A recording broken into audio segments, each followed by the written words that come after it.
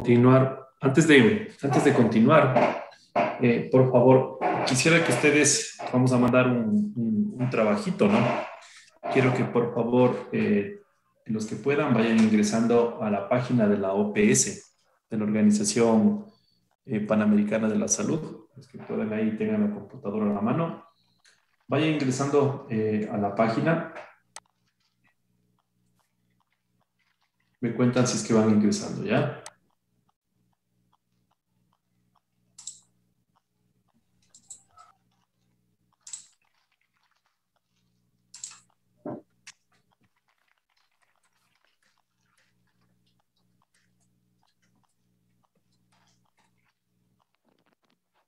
En la otra computadora, vamos a ver.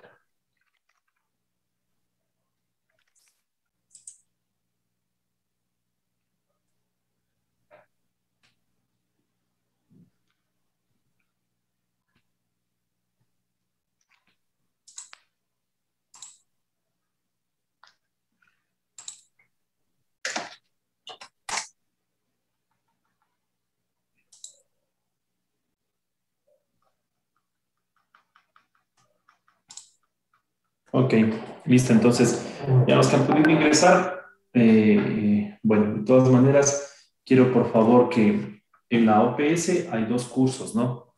Un curso de enfermedad de lesión renal aguda, pueden poner en el Google, en el buscador, pueden poner OPS lesión renal aguda y pues ahí van a encontrar inmediatamente un curso. Tienen que por favor crear una cuenta, lógicamente, en la OPS, donde dice crear cuenta en la parte derecha. Crean una cuenta y van a hacer el curso virtual de la OPS de lesión renal aguda, ¿de acuerdo? Entonces, una vez que hagan el curso, al finalizar, les van a entregar un certificado. ¿Sí? Este certificado, yo les paso el mail al último, me lo hacen llegar a este certificado, ¿no?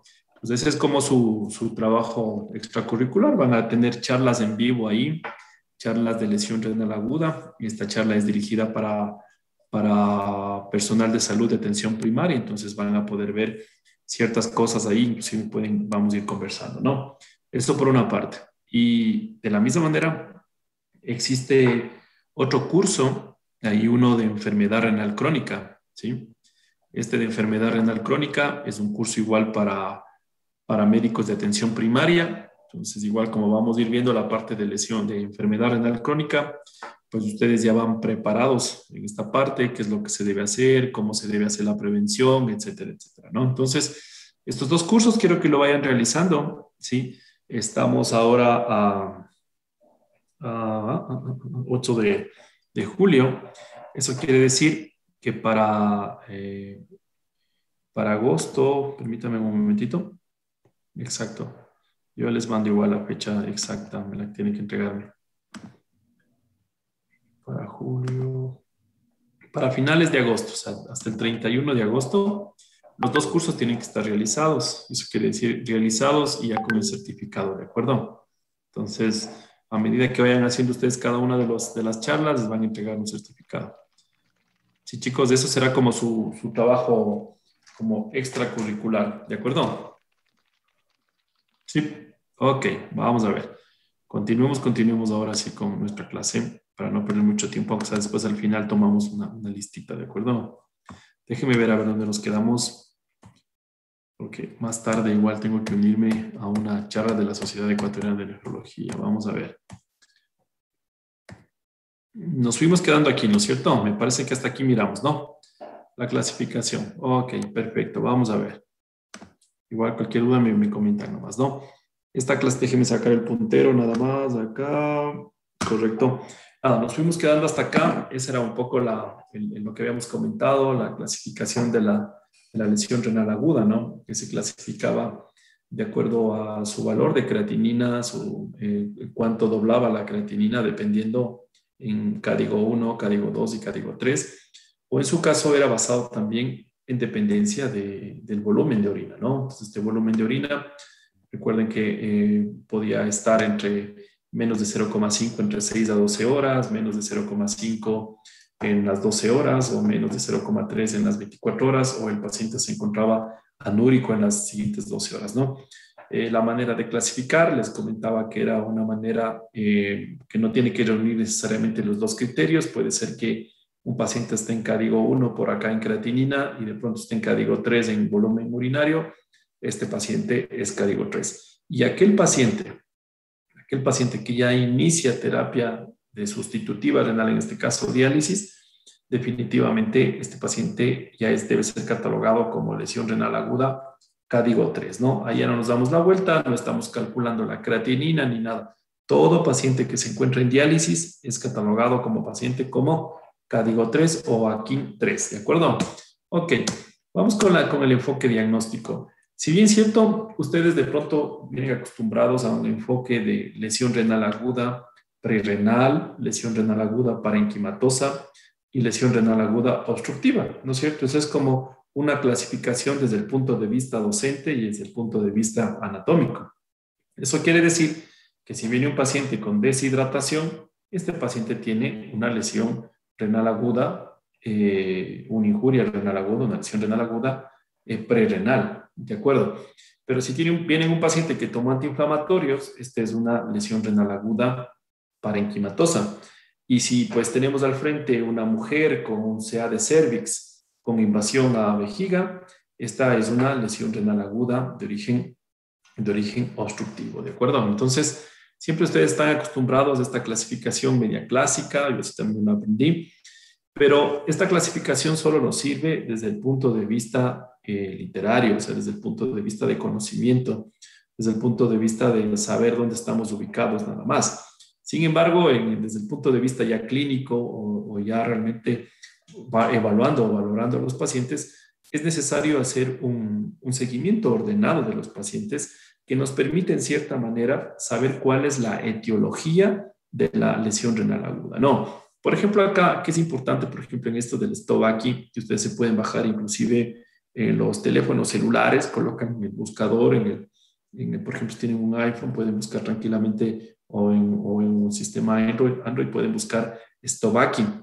Y esto les va a permitir a ustedes tener una herramienta que en cierta manera les permita adaptar, más bien dicho, acercarse a la posible etiología que pueda tener este paciente, ¿no? Por ejemplo, supongamos, STOP viene de todo lo que tenga que ver con, permítanme admitir algunos chicos ahí, STOP, sí, tiene que ver con todo lo que tenga que ver la S, con lo que tenga que ver con cosas como shock, ¿de acuerdo? Sepsis severa, etcétera. T, toxicidad, cualquier fármaco o cualquier tóxico endógeno que pueda causar toxicidad, o obstructivo y P, parenquimatosa. Entonces, se fijan, nos salimos un poco del concepto clásico de prerenal, parenquimatoso y obstructivo. Por favor, no les digo que eso está mal, está bien.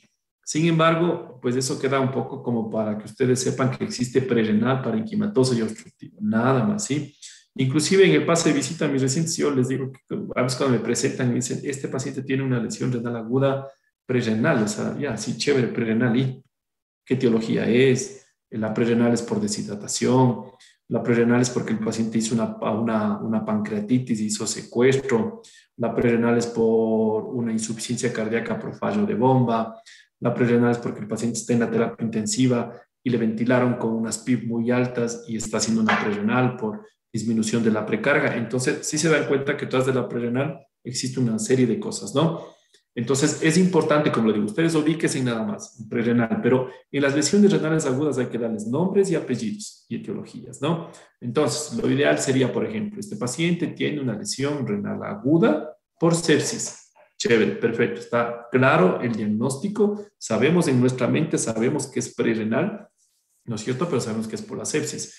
Este paciente presentan ustedes, es un paciente de 78 años de edad con una hipertrofia prostática benigna, una próstata de 80 gramos. Este paciente tiene una lesión renal aguda de origen obstructivo por hipertrofia prostática. ¿Sí o no que cambian las cosas, no? Sabemos que es obstructivo, pero le estamos dando un nombre y una etiología, ¿de acuerdo? Entonces es importante tomar en cuenta todo esto. Si no, se van a quedar como a medias, nada más. ¿Obstructivo por qué? O sea, ¿obstructivo por qué causa? Nada más, ¿no? Ok.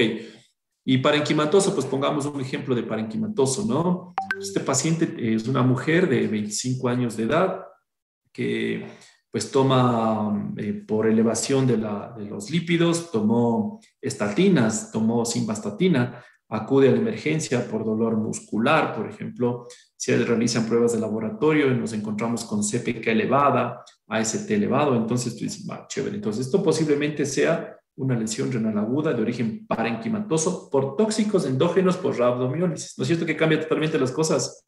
¿Sí? Entonces cambia totalmente. Ustedes ya no están orientados solo en el prerenal, parenquimatoso y definitivamente obstructivo, ¿no? Ir un poco más allá para dar unos diagnósticos mucho más acertados, porque definitivamente el tratamiento será diferente. Vamos a verlo en el Stovaki. A ver, en el Stovaki, a lo que nosotros analizamos, esto no tiene puntaje ni nada, por favor, simplemente nos permite ir en forma ordenada, porque si no, cuando comenzamos o estamos frente a un paciente con lesión renal aguda, como digo yo, a veces estamos como gallinitas sin cabeza, dando la vuelta sin saber cuál es la etiología. Y a veces es muy compleja saber la etiología. Uno dice, lo primero que hace es meterle líquidos como primera opción terapéutica, pero hay que ir un poco más allá, saber qué es lo que está pasando. Entonces, nos permite ir en forma ordenada, ¿no? Y eso pueden tenerlo ustedes de sus teléfonos celulares tranquilamente. Entonces, fíjense en ustedes, vamos por la parte de ese, stop aquí, ¿no? Sí, parar la lesión renal aguda, ¿sí? O ponerle un alto a la lesión renal aguda para identificar y tratar. El reconocimiento es la clave acá. Entonces, en ese, primero nos fijamos si el paciente tiene sepsis o tiene hipoperfusión. Entonces, si es sí, no o no aplica, ¿no? Dependerá mucho realmente de lo que tenga el paciente, ¿de acuerdo? Entonces, la sepsis está muy relacionada realmente a procesos de lesión renal aguda. Tanto así que la lesión renal aguda, ¿sí? Es más bien dicho, una complicación de la sepsis y pues existen varios estudios publicados en relación que en los primeros casi 5 días de un paciente que desarrolló sepsis puede presentar una lesión renal aguda por varios motivos. El paciente séptico es un paciente que está vasodilatado. Muy aparte de eso, el paciente séptico, por ejemplo, va a poner este ejemplo, ¿no? Y les voy a preguntar a uno de ustedes. Supongamos que ustedes estamos viendo un paciente séptico, sepsis, está infectado el paciente, y el paciente presenta una elevación de creatinina a los 8 días de haber estado en el hospital, y vamos a hablar a este paciente, vamos a chequear. Pero en la historia ustedes se van encontrando, este paciente recibió vancomicina durante 7 días, ¿no es cierto? No estuvo con un buen aporte de líquidos durante las primeras horas, tienen dos cosas ahí. Y segundo, pues el paciente es un hombre y en el eco que realizamos encontramos un cierto grado de hipertrofia prostática, no está causando obstrucción para nada, pero hay una ligera hipertrofia prostática. Vamos a ver. Alexander, ahí, basado en lo que veníamos conociendo, en prerenal, parenquimatoso, renal, parenquimatoso obstructivo. ¿Este paciente qué nomás tiene? ¿Qué etiología nomás tiene? El historial de sepsis, tal vez un posible Pero daño. Alex, no, ya, vamos primero, démosle chance a Alexander Tribolema, ya. Alexander, a Ya. ver. Entonces, el historial de sepsis, tal vez un posible daño por el consumo de la vancomicina por los 7 La días que se le aplicación. dio. Y aparte que Ojo, estaba con bajo líquido. ya, perfecto, ya, 2, ¿y qué más? ¿Qué más podría ser? Y la, La hipertrofia prostática. Perfecto, 3 cosas, ¿no es cierto? Entonces, Alexander, no hablemos así del consumo, ¿no? Recuerden que no es que el paciente consumió, ¿no? El médico fue el que le puso vancomicina, ¿no es Bueno, cierto? Por ya. la administración. Entonces, ¿a qué voy yo con esto? Sí, fíjense que y ustedes mismos desen cuenta que el concepto este de prerenal, parenquimatoso y obstructivo, como que se va abandonando de a poco, ¿no es cierto? Entonces, si yo diría, por ejemplo, Alexander, si tú fueras mi médico y yo voy y te presento, digo, doctor Alexander, este paciente tiene una enfermedad, una lesión renal aguda prerenal, una parenquimatosa y obstructiva, pues también mínimo me das con el palo, viejo, y me vas sacando del hospital, ¿no es cierto? Entonces, puede ser que tenga las 3 cosas, pero es importante hablar de multifactorial. Entonces, en este tipo de pacientes se habla de una lesión renal aguda de etiología o de origen multifactorial. ¿De acuerdo, chicos? Entonces, Si bien es cierto, mantengamos este concepto antiguo de prerrenal, parenquimatoso y obstructivo, pero vamos yendo un poco más allá para darle nombres y apellidos, ¿no?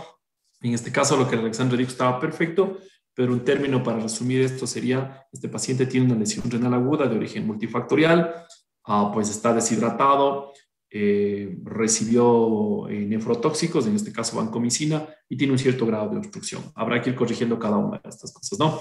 Ok, vamos a ver acá. Sigamos, por ejemplo, por acá. En el caso de hemorragias, ¿no es cierto? En el caso de hemorragias, sigue cayendo en el concepto de una lesión renal aguda de origen prerrenal. Un paciente que hace un sangrado digestivo alto severo y eleva la creatinina, pues definitivamente ustedes van, lo evalúan o tienen un paciente al frente, están con un paciente con una lesión renal de origen prerrenal. Pero aquí lo lógico sería, este paciente tiene una lesión renal aguda, ¿sí? Por secundario a un sangrado digestivo alto, ¿de acuerdo? Que ocasionó hipoperfusión, deterioro de la hemodinamia, etcétera, etcétera. Todo lo que conlleva un sangrado digestivo, ¿de acuerdo? Deshidratación, es lógico, tenemos al frente un paciente que se quiso 24 diarreas, 20 diarreas y acude a la emergencia, es un paciente con una lesión renal aguda de origen prerrenal. O sea, acá, ¿cómo expresaremos nuestro diagnóstico? Paciente con lesión renal aguda, sí, por deshidratación secundaria a una gastroenteritis, ¿de acuerdo? Entonces, así quiero un poco que vayan afinando su desenvolvimiento clínico con los pacientes. No, ok, entonces vamos acá, falla cardíaca. Falla cardíaca. Antonio González, ¿cómo diríamos este paciente? ¿Tiene o no tiene? Sabemos que una falla cardíaca puede ser consecuencia de una prerrenal. Y ahora yo les hago una ampliación mucho mejor cuando termine Antonio de comentarnos esta. A ver, ¿cómo lo harías tú, Antonio, si presentara un paciente que viene con una falla cardíaca y que pues, ha desarrollado una lesión renal aguda? O sea, ¿cómo le trato al paciente? No, pues no. ¿Cómo lo presentarías? Por ejemplo, yo presenté arriba, ¿no? Este paciente Ah, tiene una ya. lesión renal aguda por una hemorragia secundaria a una hemorragia gastrointestinal, por sangrado secundario a una hemorragia gastrointestinal, por una úlcera péptica que ocasionó deterioro hemodinámico, etcétera, etcétera. En este caso, un paciente con falla cardíaca. Entonces sería lesión renal aguda, secundaria falla cardíaca. Y tocaría Exacto, ver ¿no es cierto? el Entonces, origen de la falla cardíaca. claro, hay que ver, ¿no? Si el origen de la falla cardíaca no será que el paciente se infartó, ¿no es cierto? Y está haciendo una lesión renal, una falla cardíaca aguda, o no será que este paciente viene con una arritmia cardíaca. Siempre hay que intentar poner el origen, ¿no? O no será que este paciente está haciendo un taponamiento cardíaco, o sea, cosas así, ¿ok? Pero bueno, eso sería como el concepto clásico que nosotros sabemos, que la falla cardíaca, pues, genera una disminución de la perfusión a nivel renal. Pero actualmente, desde el 2019 para acá, existe un concepto diferente también. Muy aparte de esta hipoperfusión que puede producir una insuficiencia cardíaca y esta disminución de la perfusión a nivel renal, también puede existir una congestión venosa. Y existe un nuevo término que nace acá que se llama la nefropatía congestiva. O sea, que uno de los mecanismos definitivamente es el hecho de que hay una disminución de la perfusión y otro de los mecanismos es que existe una congestión venosa porque existe tanto edema que los riñones también se congestionan, ¿sí? Y aumenta la congestión a nivel venosa y eso produce un edema intersticial y disminuye la funcionalidad renal. Entonces, es un tema un poco más avanzado. Solo simplemente ustedes que sepan, no les quiero meter mucho en esto, existen bibliografía extensa, es para hablar de una sola clase el término de nefropatía congestiva. Lo único que quiero que sepan es que en insuficiencia cardíaca puede existir, lógicamente, el tema de prerrenal, tal como lo dijo Antonio, pero también puede existir el tema parenquimatoso por un tema netamente de congestión venosa y de nefropatía congestiva, ¿de acuerdo? Ok, importante solo que sepan eso y que digan eso más que suficiente. Ya lo demás, como dice en la propaganda, no lo haga si no lo hace con los expertos, ¿no es cierto? Una falla hepática igual de la misma manera, ¿sí? La falla hepática es causa de lesión renal aguda. Entonces, en la falla hepática ustedes pueden irse encontrando, por ejemplo, con un síndrome hepatorrenal, ¿sí? El síndrome hepatorrenal es un paciente que viene con una cirrosis hepática, ¿no es cierto? Y todo el líquido fuera, ¿no? Paciente con ascitis, etcétera, etcétera. Entonces, vamos a ver, ¿ya vieron gastro ustedes? ¿Vieron algo de gastro? No han visto nada, alguien que me responda. Este Kevin, semestre Kevin, estamos Kevin, viendo Este Kevin, ¿ya semestre. vieron algo de gastro? Poco, En doctor. en este semestre van a ver. Sí, este estamos viendo. Ya, correcto, correcto. Entonces, cuando existe una falla hepática, sí, yo que sé, una cirrosis hepática, puede existir también un concepto de síndrome hepatorrenal. Entonces, estamos frente a un síndrome hepatorrenal o una lesión renal aguda. Entonces, aquí vamos a hacer una diferencia, ¿no? Por ejemplo, una falla hepática o una cirrosis hepática, regularmente el paciente se presenta con ascitis, ¿no? Es un paciente extedematoso, se presenta con ascitis.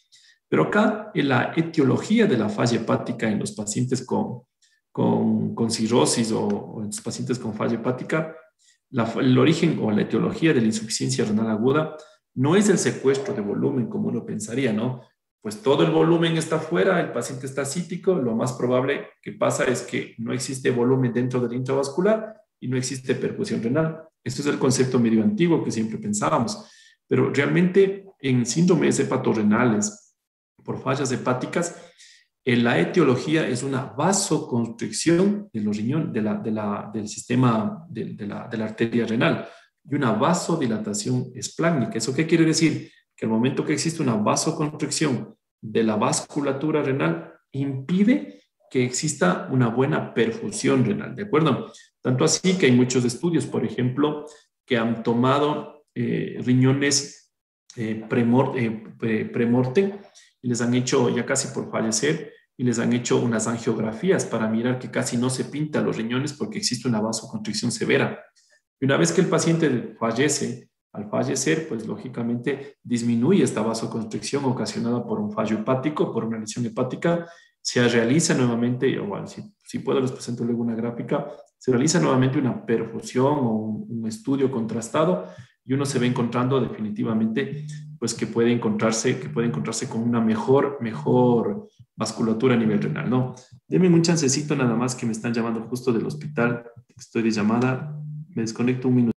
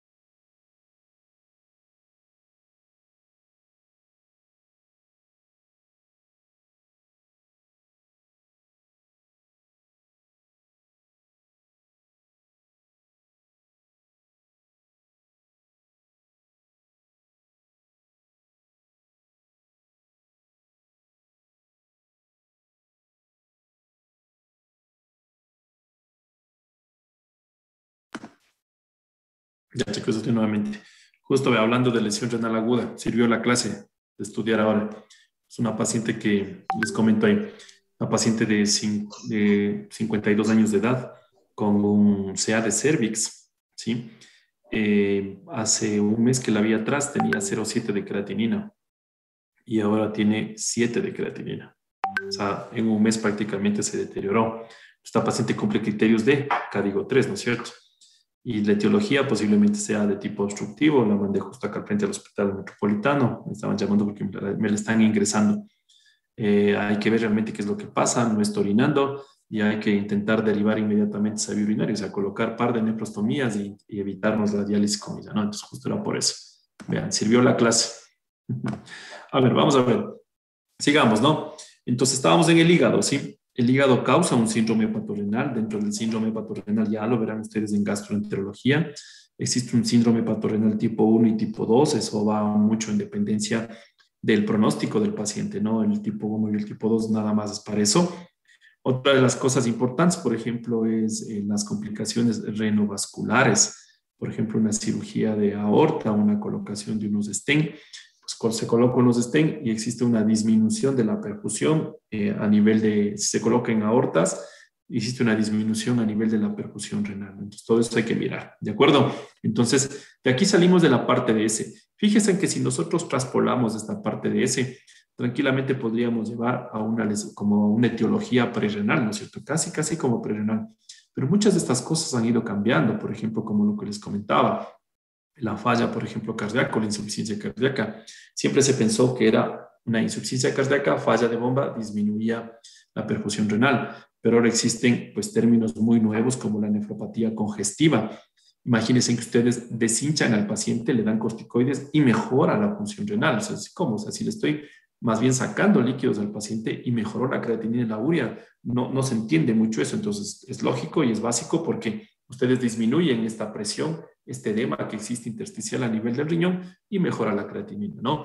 Igual de la misma manera, por ejemplo, en el paciente cirrótico, estos pacientes cirróticos regularmente están ascíticos, ¿sí? Ustedes simplemente retiran o hacen una paracentesis y quitan esa presión intraabdominal, los riñones dejan de tener esa presión extensa que tienen por la ascitis o esta presión importante y comienzan a orinar automáticamente, ¿no? Entonces, a veces son medidas muy fáciles de resolver, ¿sí? Y que mejoran la función renal y mejoran prácticamente la función renal con una simple paracentesis, ¿de acuerdo? Ok, eso es importante. Entonces, por eso va cambiando realmente el término, va cambiando la evolución de la lesión renal aguda, ha ido cambiando en los últimos tiempos, ¿no? Vamos a la parte de toxicidad. Acá importante en la parte de toxicidad. Dentro de la parte de toxicidad, nosotros tenemos que ver que pueden existir tóxicos endógenos y tóxicos exógenos, ¿de acuerdo? Dentro de los tóxicos exógenos, por ejemplo, están todas las drogas nefrotóxicas. Por ejemplo, ahora basémonos un poco en la época COVID, que está de moda, ¿no? Aquellos pacientes, por ejemplo, que venían tomando acitromicina a altas dosis, claritromicina a altas dosis, eran pacientes que desarrollaban mucha lesión renal aguda y así es como habíamos visto a los pacientes ahora con COVID, ¿no? Yo pasé más o menos como 4 meses en el área COVID, ¿sí? Todo médico que tenía formación en medicina interna, así sea de lo que sea, nefrólogo, neumólogo, lo después, todos al área COVID, ¿sí? Entonces veíamos mucho este tipo de pacientes que venían con lesión renal aguda por tóxicos endógenos, ¿no? Alguna vez vi un paciente solo por dióxido de cloro, pero nunca logramos comprobar. Mal haría yo en hablar y decir que el dióxido de cloro fue la causa, ¿no? Entonces, nada que ver. Otro de los tóxicos exógenos que podemos encontrar son los radiocontrastes. Y esto es importante acá porque los medios contrastados, en este caso en los hospitales, representan por lo menos el 25% de las causas de lesión renal aguda. ¿A qué me refiero? Un paciente que ingresa al hospital, ingresa y por disnea, por ejemplo, pero es diabético este paciente, hipertenso, tiene un hematocrito bajo, no está bien hidratado, le realizamos una angiotomografía y esta angiotomografía necesita contraste iodado. Esta posiblemente puede ser en el escenario del paciente, adulto, diabético, hipertenso, ¿qué más habíamos dicho? Que estaba con hematocrito bajo, que estaba deshidratado. En el escenario de este paciente, el medio de contraste puede ser realmente un tóxico exógeno que aumenta el riesgo de lesión renal aguda, ¿no? Desde el punto de vista anatómico, yo les comentaba, cuando vimos anatomía, les comentaba que existía, o que existe, más bien dicho, corteza y médula, y que la corteza es mayormente oxigenada que la médula. La médula siempre tiene esas características de ser hipoxigenada. Alguien me escribe, dice, Doc, disculpe, ¿puede aceptarle a una compañerita que se desconectó? Bueno, no hay problema.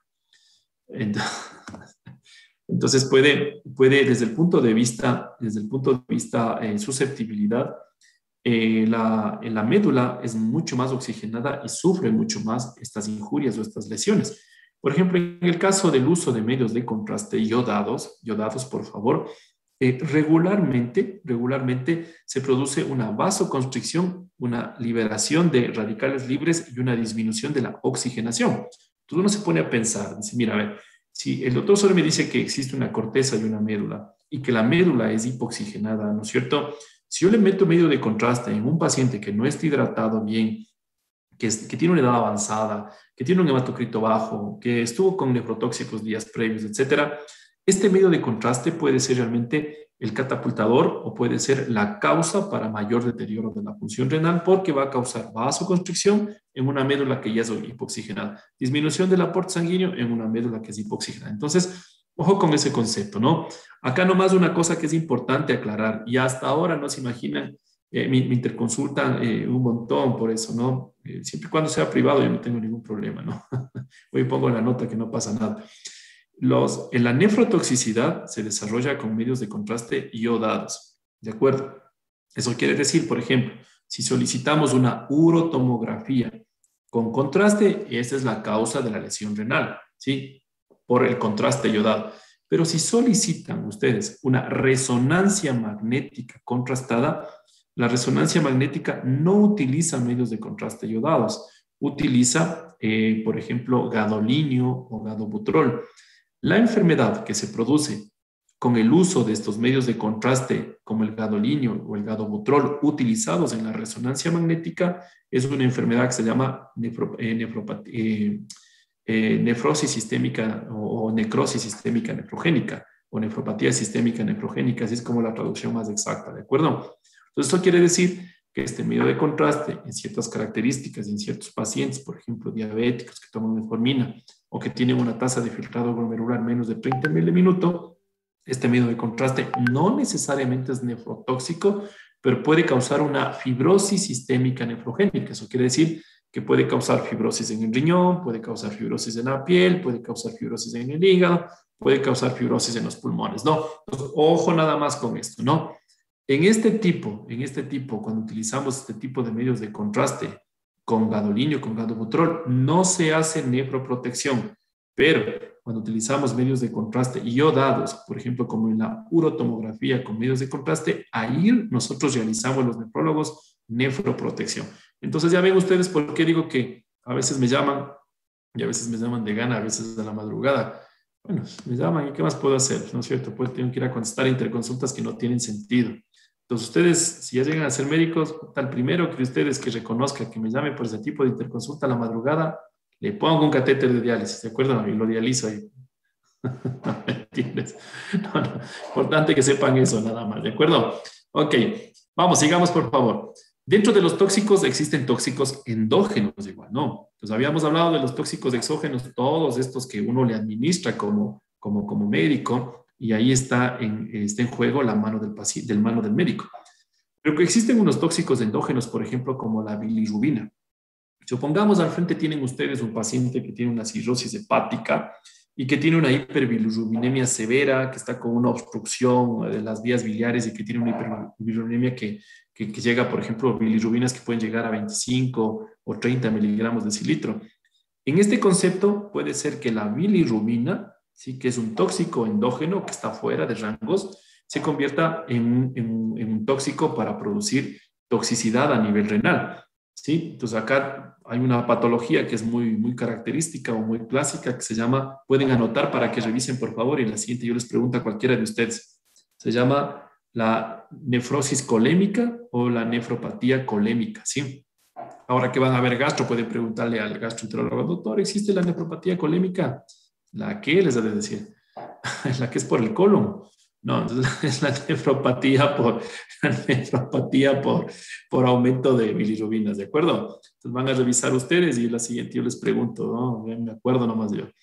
Entonces, otro de los tóxicos, por ejemplo, que puede considerarse como un tóxico, por ejemplo, endógeno, que más que causar una toxicidad puede causar una lesión parenquimatosa, por ejemplo, es la rabdomiólisis, ¿no? En este caso, la liberación de mioglobina. Supongamos que ustedes tienen un paciente que va a hacer ejercicio, por ejemplo, corre el Ironman, ¿no? Este man que nunca ha corrido un Ironman y ahora resulta que se va a correr y va a hacer todo el Ironman. No se ha preparado bien, no se hidrata bien el paciente, ¿sí? Y comienza con dolor abdominal, orina colúrica y deterioro de la función renal. Ustedes miden la CPK y este paciente tiene su CPK como en 10.000.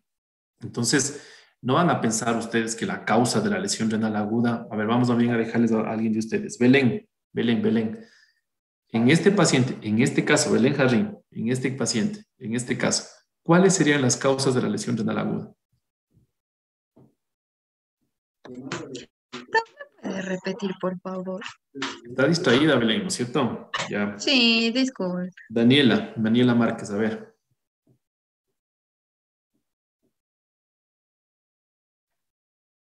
Daniela, O sea, como dolor.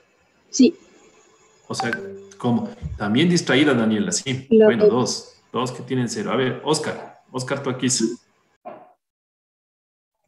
Miedo. Entonces, en este caso sería, la causa sería por la deshidratación.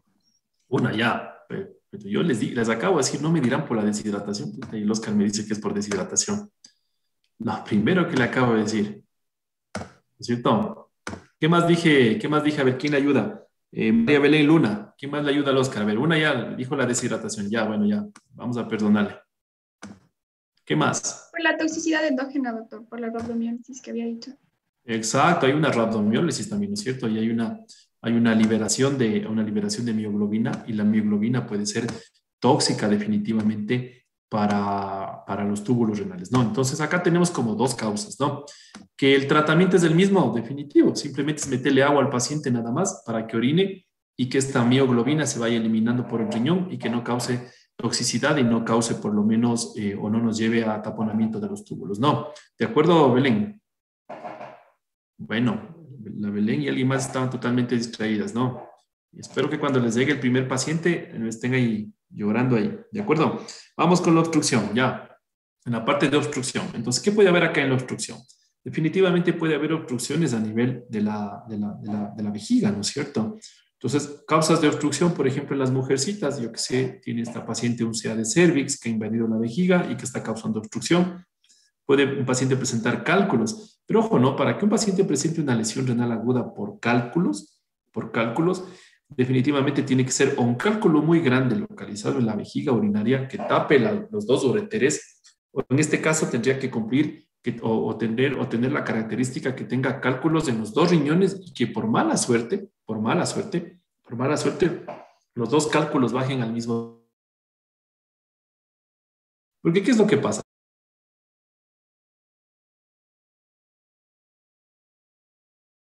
Compensar, ¿no es cierto? El riñón derecho que todavía sigue funcionando bien está para compensarse e inclusive produce un trabajo extra mientras desobstruimos el riñón del otro lado, ¿no? Entonces tendría que tener esta característica para que realmente los cálculos causen una lesión renal aguda obstructiva, ¿no? Tumores, ya lo comentamos, por ejemplo, en los varones, un tumor clásico, por ejemplo, vamos a suponer, presentemos un caso, a ver, hombre de 50 años de edad, pintor de brocha grande, de brocha gordas, no, de brocha gorda, sí, pintor de casas en Fox, que utiliza, yo que sé, muchos compuestos químicos. Aparte de eso, fumador, ¿no es cierto? Fuma 3, 4 cajetillas diarias, viene con hematuria y pues y hacen el examen de laboratorio y ustedes lo encuentran con creatinina elevada. Lo primero que se les va a venir a la cabeza, a ver, 52 años de edad, es pintor, utilizó químicos, fumador por largo tiempo.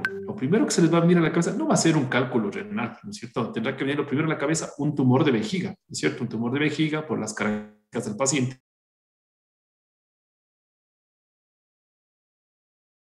Que el trigo no es el lugar, donde terminan los uréteres en la vejiga, ¿de acuerdo? Que está obstruyendo de pronto el trígono y eso sea la causa de su lesión renal, ¿no?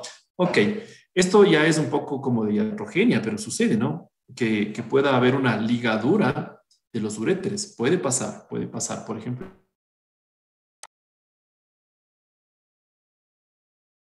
Pues vamos causando al momento de intentar, por ejemplo, si existe una complicación en la cirugía obstétrica, por ejemplo, existe una complicación relacionada con sangrado, pues puede pasar o puede ocurrir que liguemos uno de los uréteres, ¿no?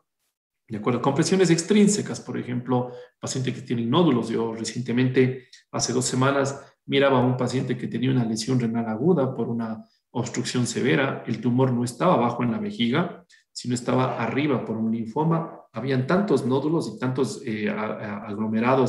aglomerados nodulares que lo que estaba causando era una obstrucción retroperitoneal. Recuerden ustedes que los uréteres van por el retroperitoneo, ¿no? Otra de las cosas importantes, fibrosis retroperitoneal. Cuando hablamos de fibrosis retroperitoneal, por ejemplo, si tenemos un paciente con un cáncer gástrico, ¿no? Este paciente viene con un cáncer gástrico y resulta que dentro de las terapias, por ejemplo, le vamos a dar quimioterapia y radioterapia. La radioterapia puede causar una fibrosis total del retroperitoneo y si nosotros pues nos basamos en la anatomía, si existe fibrosis retroperitoneal, ¿qué va a pasar? Los uréteres se encuentran envueltos en esta fibrosis retroperitoneal y pueden causar obstrucciones de la vía urinaria, ¿de acuerdo? ¿Cuál sería la solución en ese caso? ¿Quitar la fibrosis retroperitoneal? No, pues ya no se puede. Lo que hay que hacer en esos casos es colocar unos catéteres doble J que vayan desde el trígono, ¿no es cierto?, desde abajo, desde la vejiga, hacia el riñón para quitar un poco esta obstrucción y permitir que el paciente orine en forma normal. ¿De acuerdo? Ok. Preguntas, chicos. Preguntas en esta parte. ¿Alguna duda que tengan? Se dan cuenta que no es el hecho de ya seguirlos clasificando como prerenales, parenquimatosos y posrenales, ¿no es cierto? Preguntas que tengan, chicos, ¿alguna duda? Lady Buele, ¿entendido todo? Sí, Doc, hasta ahora sí está claro. Ya, hasta ahora. Bueno, entonces Puede que más adelante surja otra duda. Sí, exacto, vamos. Vamos con las enfermedades parenquimatosas ahora, ¿no? Ahí está, sí, gozas, yo soy. Vamos con las enfermedades parenquimatosas. Entonces, en enfermedades parenquimatosas salimos ya del escenario prerenal y salimos del escenario posrenal, ¿no? Entonces, acá, ¿qué es lo que tenemos? Las glomerulonefritis, ¿no? Supongamos, por ejemplo, una paciente que viene, tenemos al frente una paciente lúpica, ¿no es cierto? 30 años de edad. Hace un mes nomás la acabamos de chequear y le vemos que tenía 1 o 2 de creatinina. Sufre una enfermedad viral, yo qué sé, por ejemplo, le dio una enfermedad viral. Y luego de la enfermedad viral existe un desencadenamiento total y un deterioro de la función renal importante. Ya no está cursando con una enfermedad viral, pero al momento que viene al hospital, consulta, lo que sea, la encontramos el mes anterior estaba con 1 de creatinina y ahora la encontramos con 6 de creatinina. ¿Qué puede haber pasado acá? Existió posiblemente una glomerulonefritis rápidamente progresiva, así se llama, rápidamente progresiva, con esclerosis de los glomérulos, ¿de acuerdo? Ocasionado posiblemente por una infección viral que prendió o que causó una llamarada de lupus, ¿no? Entonces, cosas así, puede pasar, fíjese nomás, ¿no? Otra de las cosas, las nefritis tubulointersticiales. Justo antes de entrar con ustedes a la clase, acabé de recibir una doctora, una médico, vino a la consulta. Fíjense lo que hace la doctora. Le duele la cabeza, toma ibuprofeno. Le sigue doliendo la cabeza, toma ibuprofeno. Le sigue doliendo la cabeza, toma 800 miligramos de ibuprofeno. Le sigue doliendo la cabeza, sigue tomando ibuprofeno. ¿Qué causó? Una nefritis intersticial aguda por AINES, ¿de acuerdo? Entonces, ojo con eso también, ¿no? Los AINES, el omeprazol. El omeprazol no está basado en evidencia, todavía no está puesto como en artículos de alto nivel, pero existen casos reportados en la literatura médica que parecería ser que el omeprazol en ciertas circunstancias, en ciertas condiciones especiales, pueden causar nefritis intersticiales agudas, ¿no? Ya lo dijimos ya, la rhabdomiólisis, ¿no? La destrucción muscular, esta destrucción muscular que puede llevar al taponamiento de los túbulos y lesiones renales, ¿de acuerdo? Otra de las cosas importantes, igual, a nombrarlo siempre, es el síndrome hemolítico urémico. Por ejemplo, cuando hablamos de síndrome hemolítico urémico, supongamos que viene una mujer que tuvo días previos de diarrea, ¿sí? Tras de la diarrea, la paciente inicia con elevación importante de la creatinina, elevación de la urea, existe anemia de por medio, ¿sí? Entonces ya ustedes van pensando, posiblemente esta diarrea que tuvo la paciente, ¿no será que fue el desencadenante de un síndrome hemolítico urémico? Recuerden que si van a ver ustedes más adelante, seguro van a ver algo de hematología. Dentro del síndrome hemolítico urémico existe como que el asociado a diarrea y el no diarrea, ¿no? Que es el clásico y no clásico, ¿no? Entonces siempre pensar en eso de acuerdo a la sintomatología del paciente. El síndrome, el riñón de mieloma, perdón, el mieloma múltiple, es una patología hematológica, genera un montón de proteínas, genera proteínas o cadenas ligeras o proteínas de bajo peso molecular, y estas proteínas de bajo peso molecular pues van a causar obstrucciones del túbulo, el túbulo proximal, sobre todo lo vimos en la clase de anatomía, y esto puede ser el desencadenante o la causa de una lesión renal aguda, ¿no? Acá nomás un paréntesis, por favor. Existen dentro de las proteinurias, cuando hablamos de proteinuria, existe una proteinuria de origen glomerular, ¿sí? La que definitivamente es producida, o la que el glomérulo no es suficiente como para, o se comporta como un sedazo roto el glomérulo y permite el paso de proteínas. Existe una proteinuria tubular, que puede ser, por ejemplo, en el caso de una lesión de los túbulos, por ejemplo, como lo que habíamos comentado, por el uso de antiinflamatorios, se lesionan los túbulos y es una proteinuria de origen netamente tubular. Ya les voy a enseñar a reconocer eso, ¿sí? Para que puedan saber. Y existe otra, que es una proteinuria por sobreproducción. Eso quiere decir que el cuerpo produce una cantidad exagerada de proteinuria, ¿sí? Que el riñón no es suficiente como para poder frenar esta proteinuria y evitar que se elimine por los riñones, y pasan directamente y causan daño en el túbulo, ¿sí? Entonces, vamos ahí en paso. Proteinuria de origen glomerular. Eso lo veremos cuando veamos síndrome nefrótico, pero me adelanto.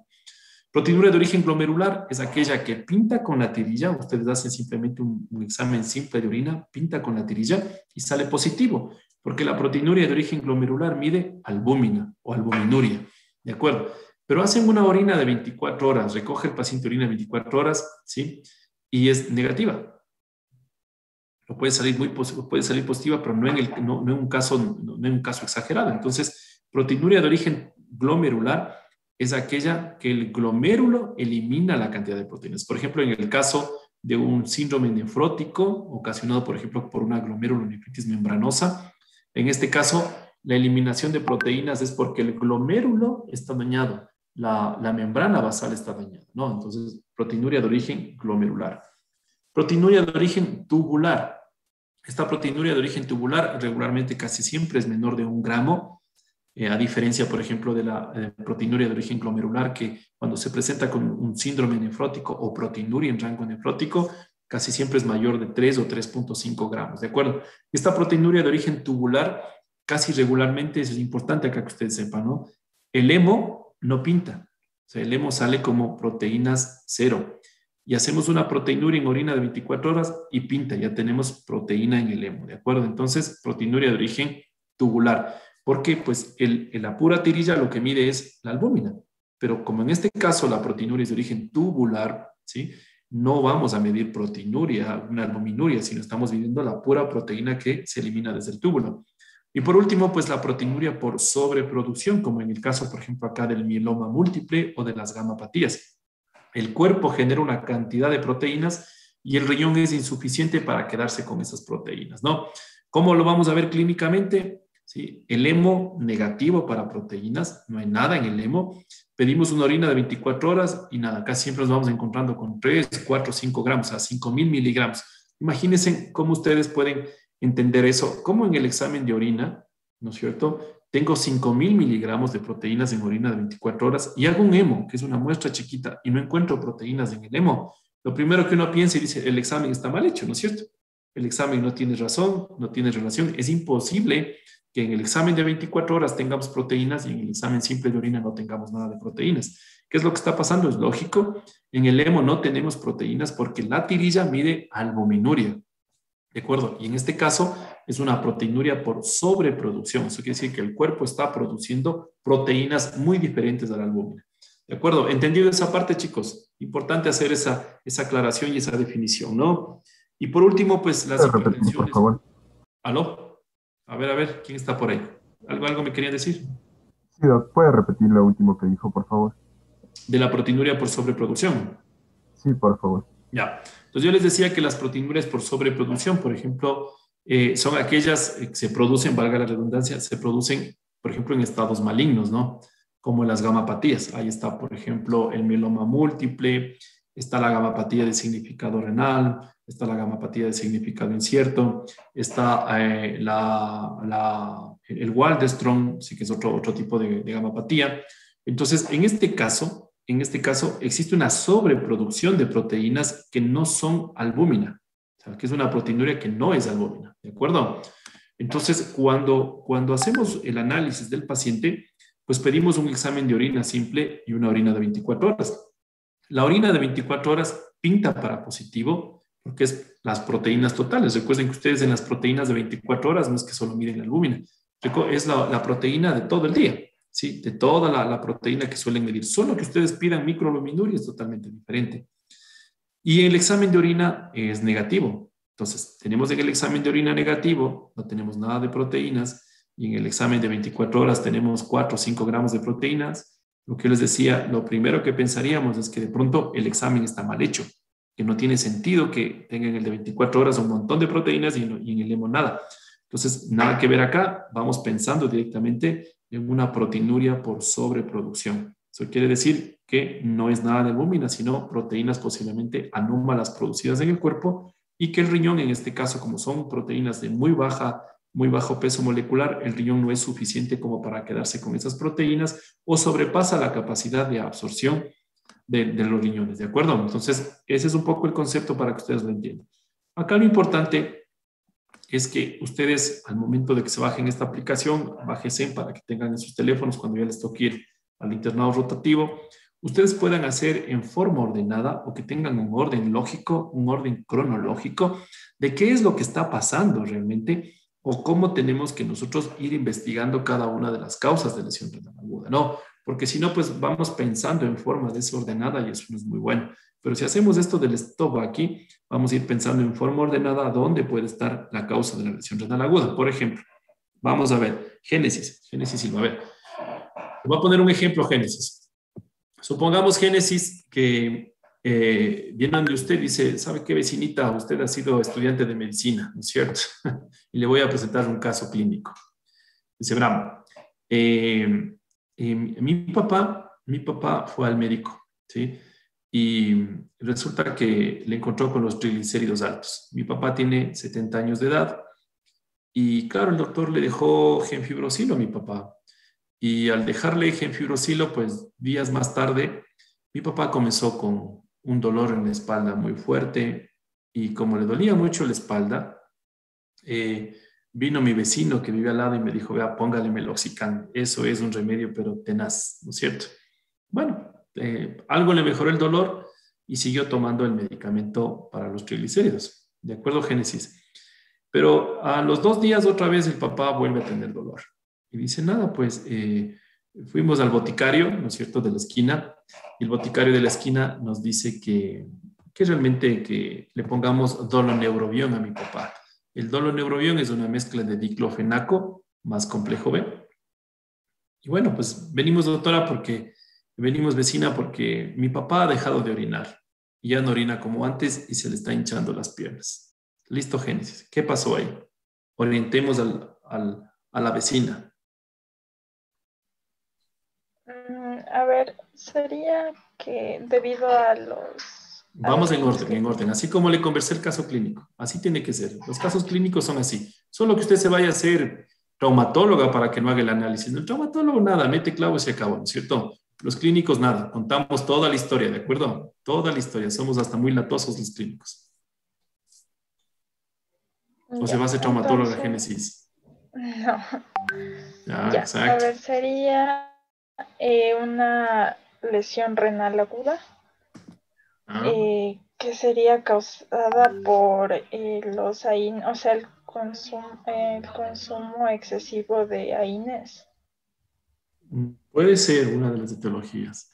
¿Qué más Pero dije yo? también podría ser, como nos explicó, sería una parenquimatosa que Ya. pudo provocar una nefritis. Ya, puede ser realmente, por ahí puede ser que estemos por ahí. Es una de las etiologías. Pero ¿qué es lo que yo dije, Génesis, al inicio? ¿El papá dónde fue? Voy a tener que mandarles a ver, doctor. Donde la Doctor. vecina, donde la Exacto. vecina. Entonces, ¿la vecina es la causa? No, pues no se ha vendido así. No, Voy a tener que mandarles a ver, no, Doctor House, a ustedes, ay, para que manden, no me han visto Doctor House, manda inclusive hasta la casa, manda a los residentes a ver las cosas, ¿no? Entonces, ¿qué más? Vamos hilando los detalles. A ver, ¿qué más le dije yo? Ya, fue donde la vecina. Fue donde la vecina y le contó las cosas. ¿Qué le dijo que fue de la vecina? Que fue del médico, ¿no es cierto? ¿Y el médico qué le mandó? ujú. ¿Qué le mandó el médico? Era el Genfibrosilo. meloxicam. No. Le mandó Ah, sí. genfibrosilo. El genfibrosilo sirve porque le dije que los triglicéridos estaban altos. Después de eso, el papá, ¿qué presentó? Dolor de espalda. Dolor de espalda. Exacto. Ya. ¿Qué será? Entonces, a ver, el papá recibe genfibrosilo. Días más tarde, dolor de espalda. ¿No será que está haciendo una rhabdomiolisis por este tipo de fármacos? Sí. Vamos a revisar. Santiago Velasco por ahí, sí. ¿No es cierto? Al Santiago le vamos a pedir que revise para la otra clase si existe rhabdomiolisis por hipolipemiantes. ¿De acuerdo? Es una causa muy común, por favor, muy común, muy común. El caso que les acabo de contar es un caso real de una doctora que me mandó de la rural. Entonces ya les voy a conversar, ¿no? Entonces, nada. Entonces, ¿qué está pasando ahí? Posiblemente una rhabdomiolisis, destrucción muscular, ¿no es cierto? Y eso estaba causando dolor muscular en el paciente, dolor de espalda, y por eso tenía molestias, ¿sí? Ok, después de eso, Génesis, ¿qué pasó? Para el dolor de espalda. Fue a la farmacia. Bueno, ya le dieron el diclofenaco, fue a la farmacia, dolor neurobión. Entonces, aquí la pregunta es, ¿no será que realmente, o sea, este paciente tiene una parenquimatosa de seguro, pero ¿no será que realmente este paciente inició con rhabdomiolisis, inició con un daño renal importante ya por esto y terminó rematando los antiinflamatorios? ¿Qué opina Génesis? Suena más lógico, Sí, ¿no es cierto? sí. Y suena más lógico. Vamos con un casito extra, porque me están llamando del hospital y voy a tener que un poquito desconectarme y luego continuamos, aunque sea otro día. Vamos a ver.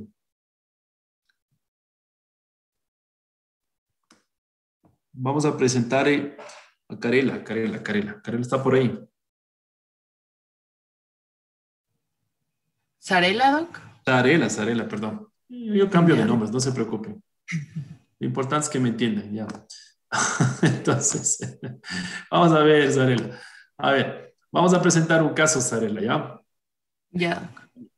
Así mismo. El caso que les acabé de contar anteriormente fue real, sí, fue real. Entonces, fue de la doctora de ahí de la rural y le metió a Inés a la paciente. Terminó tronado el riñón. Entonces, vamos a ver, Sarela.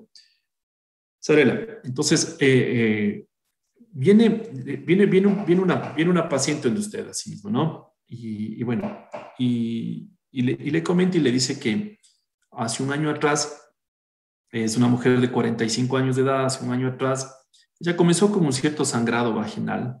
No fue mucho, no le hizo mucho caso, fue en primera instancia al médico del barrio, le dijo que era una infección vaginal y le mandó unos óvulos y paró, no hubo mayores novedades. Hace 15 días ella nota que, o más bien dicho, presenta un sangrado vaginal importante, ¿sí?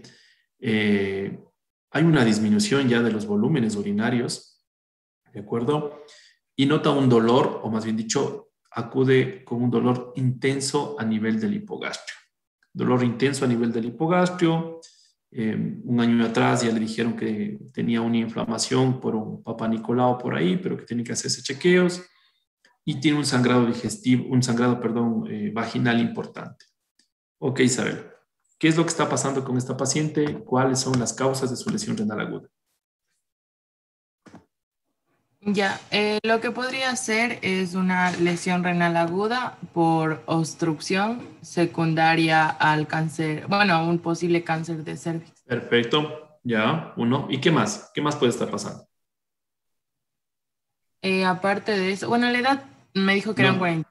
Sí. No ¿Qué tiene más mucho. dije? Hay una parte que dije, hay una partecita que dije, que presentó sangrado Ah, sí, hubo sangrado y vaginal importante. por una Entonces ahí hemorragia. tenemos como dos etiologías, ¿no es cierto? Uno puede ser la obstructiva y segundo, pues que esta paciente presentó un sangrado digestivo importante, ¿no? Entonces, fíjense que las dos cosas podemos tener por ahí, ¿no? Ojo con eso, chicos, ¿sí? A ver, ahora, justo, lamentablemente, justo tuve este percance con esta paciente que le envié. Por temas ahora de esta paciente que tengo en el hospital, chicos, me voy a tener que pasarme al frente y me voy a desconectar. Ya recuperamos el resto que nos falta con lesión renal aguda. Por favor, hasta mientras. Lo que les comenté, por favor, métanse en la página de la OPS. Van a realizar los 2 cursos hasta finales de agosto, ¿no? Van a estar muy entretenidos con los videos ahí para que tengan el fin de semana leyendo, revisando. Por favor, yo les pedí que revisen primero nefrosis colémica o nefritis colémica, ¿de acuerdo? Por una parte. Y segundo, por favor, revisen lesión renal aguda por hipolipemiantes, en este caso, por ejemplo, por fármacos para bajar el colesterol y los triglicéridos, ¿no? Son situaciones muy comunes que pueden ser tranquilamente sobrellevadas en consultorio o sobrellevadas donde estemos, ¿de acuerdo? Ok, planteen preguntas para la siguiente clase. Ya nos uniremos el día martes mismo. Ahora pues tuve unas reuniones nada más y ahora justo se me presentó una paciente. Entonces, chicos, nos vemos, cuídense mucho y vayan repasando estas cosas, ¿no? Vayan repasando esto. Si quieren, yo ya les paso la presentación para que vayan viendo un poco. Aún no les mando artículo de estudio porque primero quiero que sepan bien la parte de lesión renal aguda. Yo les mando a estudiar, van a quedarse con muchos vacíos. Acabamos la clase de lesión renal aguda y les envío un artículo para que ustedes puedan revisar y puedan leer y ampliar un poco más su conocimiento, ¿de acuerdo? Hasta mientras, tarea de estas 2 cosas, ¿no? A cualquiera de ustedes les pregunto, no tienen que hacer presentación, nada, ojo, tranquilos. Simplemente yo les pregunto y me hablan de la fisiopatología, tratamiento y cosas así, ¿de acuerdo? ¿Sí? Ok, muchachos, cuídense mucho, ¿ya? Gracias. Gracias, Doc. Por ahora no hay lista. Están mandando mensajes que ya no se entiende la emergencia. Por ahora no hay lista, no. Todos están en la lista, perdonados. Ya, gracias, Doc. Chao, chao. Gracias, Doc.